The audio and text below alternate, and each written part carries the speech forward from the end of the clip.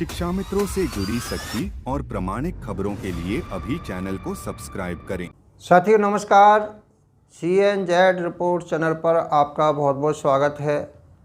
मैं पदम सिंह अपने CNZ report channel के माध्यम से आज का इस वीडियो शिक्षा मित्रों के लिए खासकर बहुत महत्वपूर्ण होने वाला है। बहुत सारे शिक्षा मित्र साथियों ने अभी लंबे समय से हमारे पास फेसबुक पर, व्हाट्सएप पर और सोशल मीडिया से और कॉल के द्वारा हमसे पूछ रहे कि सर कोई भी जानकारी आपने नहीं दी, आपका वीडियो भी चैनल पर नहीं आ रहा है, तो आप हमें जानकारी दीजिए ताकि हमारा जो मनोबल बढ़ता रहे और हम इस शिक्षा मित्र की नौकरी में जो हमारे अंदर मानसिक तनाव है, आर्थिक रूप से और सामाजिक रूप से हम जो पीड़ित हैं, उसको हम आसानी से अपना जीवन यापन करते रहें। आपका वीडियो हमारे लिए प्रेरणादायक होता है। तो साथियों आज वीडियो में बना रहा हूं। पहले आपको बता दूं कि देखिए साथियों, मेरा जो चैनल है आप सभी के प्यार से इतना 20,000 साथियों का चैनल हो चुका है और आपको मैं सटीक जानकारी के लिए आप मुझे याद करते हैं। तो आपने कहा कि लंबे समय से वीडियो नहीं आया, कोई सही जानकारी नहीं मिली, तो आज के वीडियो में 4-5 बिंदु बहुत महत्वपूर्ण आपके लिए बताने वाला हूं। 4-5 महत्वपूर्ण सूचनाएं आपको देने वाला हूं। बहुत सारे सोशल मीडिया पर हमारे शिक्षा मित्र वीडियो ज़्यादा इसलिए नहीं बनाता कि आप लोग, कुछ साथी हमारे ऐसे भी हैं, वो कहते हैं कि शिक्षा मित्र एक धंधा बना लिया है, यूट्यूब पर वीडियो बना के पैसा कमाना चाहते। तो देखिए हमारा उद्देश्य धंधा नहीं है, हमारा उद्देश्य रहा है कि आपको सही जानकारी आप तक पहुंचाई जाए। अगर हमारा धंधा होता तो हम दिन में 4 वीडियो बनाते, हमें एक महीना हो जाता है आपको सूचना देने में, वीडियो भेजने में। तो आज का वीडियो आप पूरा वीडियो 30 मिनट तक हो सकता है, लेकिन आप पूरा वीडियो ज़रूर सुने, हमारे इस संदेश को ज़रूर सुने। जैसा कि थंबनेल में आप ऊपर लिखा है कि शिक्षा मित्रों का सरकार समायोजन करेगी लेकिन संगठन बन रहा है रोड़ा। तो आज मैं ये 4-5 बिंदुओं पर चर्चा करने वाला हूँ, उनको बता दूँ। सबसे पहले हम चर्चा करेंगे कि सरकार शिक्षा मित्रों को आखिर मानदेय बढ़ाएगी या समायोजन करेगी, अगर करेगी तो आखिर इतना लेट क्यों, इस पर भी हम पूरी बात विस्तार से बताने वाले हैं। और शिक्षा मित्रों का जो मानदेय की चर्चा आजकल पूरे सोशल मीडिया पर, फेसबुक पर, व्हाट्सएप पर और तमाम बड़े बड़े टीवी चैनलों पर, अखबारों में लगातार पिछले लंबे समय से ये वायरल हो रही है, जिसमें शिक्षा मित्र समाज एक तरह के समाज में मजाक का पात्र बन के रह गया है। लोकल के, अड़ोस पड़ोस के सभी रिश्तेदार पूछते हैं कि क्या अब तो आपका मानदेय 25,000 हो गया, अब तो आपका 20,000 हो गया। लेकिन ये लंबे समय से प्रक्रिया चल रही है, लेकिन शिक्षा मित्रों को अभी कुछ मिला नहीं है। इस पर भी चर्चा करेंगे। तो साथियों ने बहुत सारे कमेंट किए हैं कि सर जो हाई कोर्ट में जो केस है विवेकानंद, जितेंद्र भारती, ये क्या अलग अलग है, क्या केस है, इस पर भी हम पूरा बताने वाले हैं। और एक केस जो कुछ साथियों ने पूछा कि सुप्रीम कोर्ट में जो आपने डाला था, जो संजीव बालियान जो लेकर के सुप्रीम कोर्ट से चले और हाई कोर्ट होकर फिर सुप्रीम कोर्ट पहुंचे, वो उस केस का क्या हुआ, उस पर भी बात करने वाले हैं।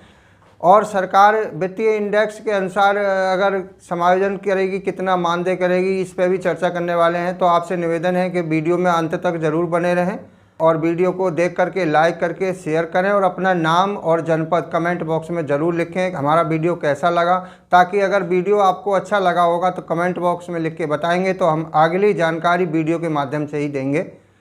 हमें ये स्वार्थ नहीं कि हमें अपने चैनल पर पैसा आए तभी हम पैसे के लिए काम करें, हम आपको सूचना पहुँचाने के लिए अवश्य वीडियो देंगे। और आगे ले चलते हैं हम। आज की जो विषय है हमारा महत्वपूर्ण चर्चा है कि शिक्षा मित्रों का आखिर इतना विलंब क्यों हो रहा है, शिक्षा मित्र 8 साल से मजाक का पात्र क्यों बन रहा है, आखिर ऐसा क्या कारण है जो शिक्षा मित्र के जो संगठन हैं वो एक मंच पर नहीं आकर के, एक मंच पर नहीं आ पा रहे हैं। और शिक्षा मित्र सभी संगठन एक होकर के, जैसे कि पूर्ववर्ती सरकार में शिक्षा मित्रों का जो इतिहास रहा है बहुत ही पुराना रहा है, बहुत ही ऐतिहासिक रहा है, क्योंकि बहुत बड़ा संगठन भी रहा है। जैसे कि 2009-10 में 11 में जब बीएसपी की सरकार थी, बहन जी की सरकार थी, मायावती जी की सरकार थी, तो उस समय शिक्षा मित्रों का जो था बहुत संघर्ष चल रहा था। तो उन्होंने एकता एक कायम की थी और एक होकर के एक बार झूलेलाल पार्क लखनऊ में शिक्षा मित्र एकत्र हुए थे और उस समय एक ही एकता के बल पर शिक्षा मित्रों को एक प्रशिक्षण होने के लिए ट्रेनिंग देने के लिए एक शासनादेश जारी हुआ था और जो शासनादेश जारी हुआ उसके तहत शिक्षा मित्रों को ट्रेंड कराया गया था। सभी को 2 वर्षीय बीटीसी कराया गया। फिर सरकार फिर बदली। उसके बाद 2011 के बाद 2012 में जो सपा की सरकार आई तो शिक्षा मित्रों ने 2014 में फिर से एकता दिखाई और फिर सरकार में सामंजस्य बिठा करके सरकार से एकता के बल पर सभी संगठनों ने एक होकर के सपा सरकार में एक मांग रखी। तो सपा सरकार ने शिक्षा मित्रों का समायोजन किया था और उनको 14 वर्ष के बाद उनकी जो मेहनत का फल था वो मिला था। वो शिक्षा मित्र अपनी मेहनत का फल पा करके अच्छे से जीवन यापन करने लगे थे। उनके परिवार में खुशियां वापस आई थी। उनका वेतन भी 3500 रुपये से बढ़कर 40,000 रुपये पर पहुंच गया था। लेकिन उसके बाद तमाम विरोधियों ने जो कोर्ट में जाकर के शिक्षा मित्रों के लिए एक तरह से सरदर्द बन गए। उनकी नौकरी को उन्हें अच्छा नहीं लगा। उन्होंने कोर्ट के माध्यम से जो भी हुआ शिक्षा मित्रों के साथ बहुत उनके लिए गलत हुआ कि आज उस कोर्ट के ऑर्डर के बाद 2017 में जो सुप्रीम कोर्ट का ऑर्डर आया उसके बाद लगभग 10,000 शिक्षा मित्र अपनी जीवन लीला समाप्त कर चुके। उनके परिवार बेघर हो गए और आज 8 साल से इस तीसरी सरकार जो माननीय मुख्यमंत्री इस समय योगी आदित्यनाथ जी हैं, योगी जी की सरकार है, बीजेपी की सरकार है, इसमें संगठन कहीं ना कहीं गलती कर रहा है। संगठन शिक्षा मित्रों के आज जो हैं वो ज़्यादातर कमज़ोर हो गए हैं, उनमें एकता का अभाव हो गया है। उनकी ही वजह से ये शिक्षा मित्रों का आज पुनः समायोजन नहीं हो पा रहा है, जबकि समायोजन ही एक नीतिगत मामला है। मेरा मानना है कि 8 वर्ष से मानदेय ना बढ़ना ये कहीं ना कहीं पेच फंसा हुआ है। 8 साल से बहुत सारे केस ऐसे हैं जो शिक्षा मित्रों ने लड़े हैं। शिक्षा मित्रों के हक में भी फैसले आए हैं लेकिन सरकार ने नहीं माने हैं। कुछ फैसले ऐसे हैं कि कोर्ट ने दिए हैं लेकिन तोड़ मोड़ के दिए हैं, उनको सीधा सीधा नहीं कहा है, वो भी सरकार ने नहीं माने हैं। और सरकार से ना मानने का क्या कारण रहा है? शिक्षा मित्र संगठनों की सरकार में एक पैंट सही से नहीं जमना, क्या ये भी सही कारण हो सकता है? क्या जैसे पूर्ववर्ती सरकारों में शिक्षा मित्र संगठनों ने एक होकर के सरकार के साथ एक सामंजस्य बिठाया और अपनी सारी मांगें पूरी कराई, क्या उस सामंजस्य बिठाने में संगठनों की कोई कमी रह रही है? तो हमने जो सभी प्रदेश के शिक्षा मित्रों से लगभग हमारा अलग अलग ग्रुपों में बातचीत होता है, तो जो निष्कर्ष निकल के आ रहा है उसमें यही ज़्यादातर लोगों का कहना है, अधिकतर शिक्षा मित्रों का, कि संगठन ही दोषी है। आज शिक्षा मित्रों के दर्जनों संगठन बना दिए गए हैं, छोटे छोटे टुकड़ों में शिक्षा मित्रों को बांट दिया गया है। अब उन सभी संगठनों को एक मंच पर आकर के सरकार के साथ एक सामंजस्य बिठाने की ज़रूरत है। उसके बाद उसका रिजल्ट बहुत ही तेज़ी से मिलेगा। यही सरकार, यही बीजेपी की सरकार शिक्षा मित्रों का समायोजन करेगी, शिक्षा मित्रों को उनका मान सम्मान वापस करेगी और इसमें कोर्ट का भी ऑर्डर उनके पक्ष में आ सकता है, वो भी एकता के बल पर ही आएगा। उस पर भी मैं अभी चर्चा करने वाला हूँ। तो सबसे ज़्यादातर मैं इस बात पे आपको कहूँगा कि जो संगठनों को लोग हमारे शिक्षा मित्र समाज के साथी जो दोषी ठहरा रहे हैं, उनकी बात कहीं ना कहीं तक सही है कि आप मान लीजिए जब सदन में मुद्दा हर साल उठता है, हर सत्र में शिक्षा मित्रों का मुद्दा बना रहता है, छाया रहता है, और एक राजनीतिक में देख लीजिए कि जहाँ पे वोट बैंक की राजनीति होती है वहाँ हर कोई एक हो जाता है अपने भले के लिए। नेता अपने वोट लेने के लिए दूसरा दल बदल कर लेते हैं, अपने जो वेतन को बढ़ाने के लिए, वित्तीय इंडेक्स से जोड़ने के लिए सदन में पक्ष और विपक्ष एक हो सकते हैं, एक हो जाते हैं। लेकिन अब शिक्षा मित्र एक क्यों नहीं हो सकता? शिक्षा में संगठन एक क्यों नहीं हो सकते? तो सभी शिक्षा मित्र के संगठन जो टुकड़े में बटे हैं, एक बार आपको ये करना होगा। मेरा ये आपसे भी निवेदन है, हाथ जोड़ के निवेदन है कि आप पूरे शिक्षा मित्रों की भावनाओं को साथ में ये कह रहा हूँ, चाहे वो प्रदेश अध्यक्ष शिव कुमार शुक्ला जी हों, चाहे वो विश्वनाथ कुशवाहा जी हों, चाहे वे और भी कोई गुड्डू सिंह जी हों, चाहे अभय सिंह जी हों, जिसमें टेट पास नॉन टेट की कोई बात नहीं है। पहले सारे शिक्षा मित्र संगठन एक मंच पर आएँ और जो लीगल मांग है उस मांग पत्र को संगठन ने आज तक सरकार के समक्ष रखा ही नहीं है। मैं विश्वास के साथ कह रहा हूँ, मैं दावे के साथ कह सकता हूँ कि सारे संगठन एक मांग पत्र जो नीतिगत है, NEP 2020 कहती है कि शिक्षा मित्र शब्द क्या संविदा शब्द समाप्त होगा, कहीं होगा ही, लिखा ही, उसमें लिखा हुआ है साफ साफ। आप अगर पढ़ लीजिए नई शिक्षा नीति के उसमें PDF को पढ़ लीजिए ढंग से, उसमें साफ लिख रहा है।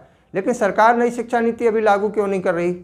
अगर वो लागू आज करती है तो आज ही शिक्षा मित्रों का समायोजन करना पड़ेगा, मानदेय शब्द खत्म होगा और वेतन नियमित मिलेगा।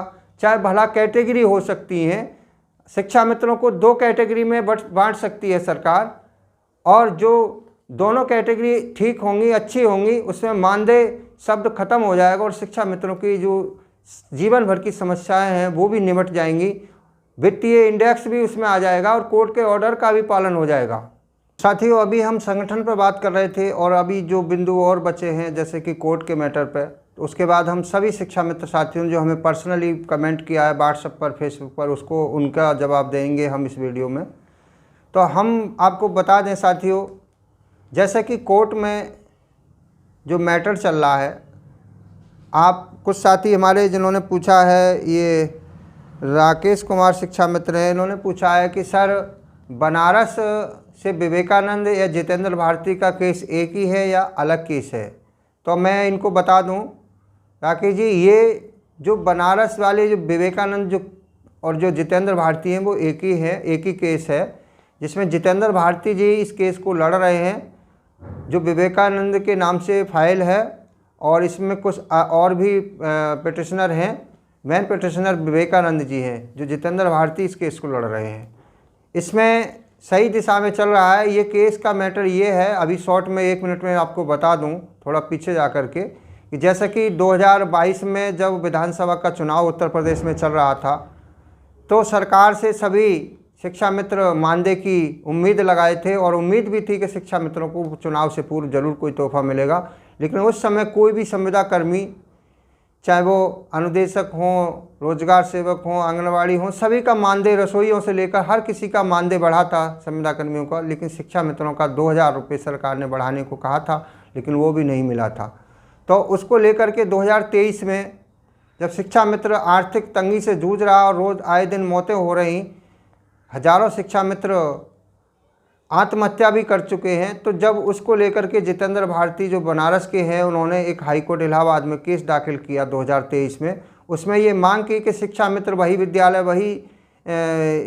वही बच्चों को पढ़ाता है और वही समय से काम करता है जो शिक्षक करते हैं, सहायक अध्यापक करते हैं, तो हमें समान काम करने का समान वेतन दिया जाए। तो उसको लेकर जब केस दाखिल किया तो उसकी सुनवाई हुई, तो उस सुनवाई में जो केस ऑर्डर आया था तो शिक्षा मित्रों के पक्ष में आया। उसमें ये कहा कि सरकार शिक्षा मित्रों के लिए जीवन यापन सम्मानजनक वित्तीय इंडेक्स के अनुसार एक कमेटी बना करके उनका नियत मानदेय जीवन यापन के हिसाब से वित्तीय इंडेक्स जो रूल्स है न्यूनतम वेतन का, उसके अनुसार उनको निर्धारित करे और एक कमेटी बना करके जल्द निर्णय ले। लेकिन सरकार ने उस ऑर्डर का पालन नहीं किया, जिसको लेकर जितेंद्र भारती ने कोर्ट ऑफ कंटेम्प्ट किया। दोबारा से कोर्ट दरवाज़ा फिर से खटखटाया और उस पर डेट पहला दूसरा कंटेम्प्ट चलता रहा, छठा कंटेम्प्ट। इसका जो सुनवाई दिसंबर 2024 में हुई, उसके बाद फिर छुट्टियों की वजह से डेट बढ़ गई, 6 जनवरी 2025 को सुनवाई हुई, जिसमें सरकार की तरफ से अधिवक्ताओं ने 2 महीने का समय मांगा। तो सरकार के अधिवक्ता को कोर्ट ने समय दिया कि आप इस बार जो अखबारों में ही लिखा हुआ नहीं, हमें आप लिखित में लेकर आइए कि आपने इनके लिए क्या किया है। फिर 17 मार्च की डेट लगी, 17 मार्च 2025 की, और अभी कल 2 दिन पहले अभी 17 मार्च को इस केस की सुनवाई हुई। तो फिर भी सरकार ने हिला हवाली करते हुए कोई सही जवाब ना दे करके फिर से समय मांग लिया, 1 महीने का समय मांगा। लेकिन कोर्ट ने जनवरी में भी 2.5 महीने का समय दिया और अब मार्च में भी 2.5 महीने का समय दिया है, जिसमें अगली तारीख 1 मई निर्धारित की है। तो इस केस में बहुत कुछ है। अगर सरकार के साथ शिक्षा मित्रों का सही से तालमेल बने तो ये ऑर्डर भी शिक्षा मित्रों के लिए एक नियमित वेतन भी दिला सकता है, क्योंकि वित्तीय इंडेक्स के अनुसार अगर मानदेय की बात करें तो न्यूनतम मजदूरी 1035 रुपये है प्रतिदिन की। तो अगर पूरे महीने में कैलकुलेट किया जाए तो 31,100 कुछ रुपया बनता है। तो 31,100 रुपये में शिक्षा मित्रों का परिवार आसानी से चल जाएगा। अब ये सरकार आगे क्यों भाग रही है, इसके कारण पे बता दूं। यानी 1 मई 2025 को इसका डेट लगा है।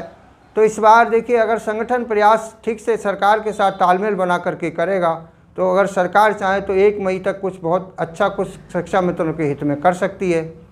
1 मई का जो सुनवाई शिक्षा मित्रों के लिए महत्वपूर्ण है, सभी को इस पर ध्यान देना चाहिए। तो शिक्षा मित्रों के लिए ये तो जितेंद्र भारती का मामला है।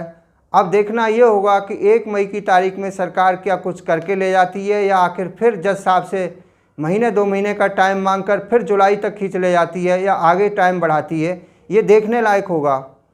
अब बात करते हैं, हमारे साथी लगातार ये और भी हमारे पास मैसेज आए हैं। ये पूछ रहे हैं सर, राधे श्याम जी पूछ रहे हैं आजमगढ़ से, सर कुछ जानकारी दो, आखिर ये सरकार शिक्षा मित्रों की लिए ऐसा क्यों कर रही है? सरकार शिक्षा मित्रों के साथ इतना विलम्ब क्यों कर रही है? क्या कुछ करेगी भी सरकार, या इस तरह टाइम ही बढ़ता रहेगा? राधे श्याम जी, अभी आपने पूछा कि सरकार कुछ करेगी भी कि ऐसी टाइम बढ़ाती रहेगी। तो इसके लिए सभी शिक्षा मित्रों को मिलकर के, एक होकर के, सभी संगठनों को एक होकर के, जैसे पूर्ववर्ती सरकारों में संगठनों ने तालमेल बनाया और एक जो भी शिक्षा मित्रों ने की समस्या थी वो हल हुई, यही सरकार भी उसी काम को करेगी और अपना पूरा श्रेय भी लेगी। कोई भी सरकार, हम किसी एक सरकार के नहीं हैं। कुछ साथी कह रहे हैं कि ये दूसरी सरकार का ठप्पा लगा है इसलिए, लेकिन कोई ऐसा किसी सरकार का, किसी पार्टी विशेष का ठप्पा किसी पर नहीं है। देखिए, अगर ये सरकार, वर्तमान सरकार अगर हमारा काम करेगी, हमारे लिए रोजी रोटी का देने का काम करेगी, तो हम इस सरकार का काम करेंगे। कोई नहीं, कोई किसी का नहीं है। जो हमारा भला करेगा हम उसका भला करेंगे। तो सभी शिक्षा मित्र किसी एक पार्टी के नहीं हैं। जो भी वर्तमान में सरकार है, हम राज्य सरकार के कर्मचारी हैं, तो जो सरकार है हम उसके कर्मचारी हैं, उसके हैं, उसके कहने से ही हम काम करेंगे, और वो हमारा काम करेगी तो हम उसका काम करेंगे। तो संगठन सभी शिक्षा में सरकार से तालमेल बनाए, यही सरकार शिक्षा मित्रों को अवश्य करेगी, निश्चित करेगी, ये हमें पूरा यकीन है। आप लोग निश्चिंत रहिए और अपना कर्म करते रहिए। और कुछ साथियों को और भी कमेंट आए हैं। हमारे साथी उन्होंने पूछा है कि सर ये केस सुप्रीम कोर्ट में भी पड़ा था, उसका क्या हुआ, उसका डेट कब मिल रहा है? देखिए, उसका भी बता दें। अभी ये जितेंद्र भारती जी का जो केस चल रहा है, तो इसकी तरफ भी ध्यान देना ज़रूरी था। लेकिन अभी सुप्रीम कोर्ट में जो केस आपका शिक्षा मित्रों का 1,37,000 शिक्षा मित्रों के समायोजन को लेकर के जो चल रहा है, वो आज भी केस दर्ज हो चुका है और रजिस्टर्ड हो चुका है। उसका डायरी नंबर भी मिल गया है और डेट भी इसी महीने में सुनवाई की नियत होने वाली है। लेकिन उसमें लड़ने के लिए शिक्षा मित्रों के पास आर्थिक समस्या भी है। जैसे कि आज शिक्षा मित्र लड़ते लड़ते 8 साल से इतना आर्थिक तंगी में आ चुका है कि उसको घर चलाने के लिए पैसा नहीं है उसके पास, तो वो कोर्ट में कहाँ से पैसा देगा?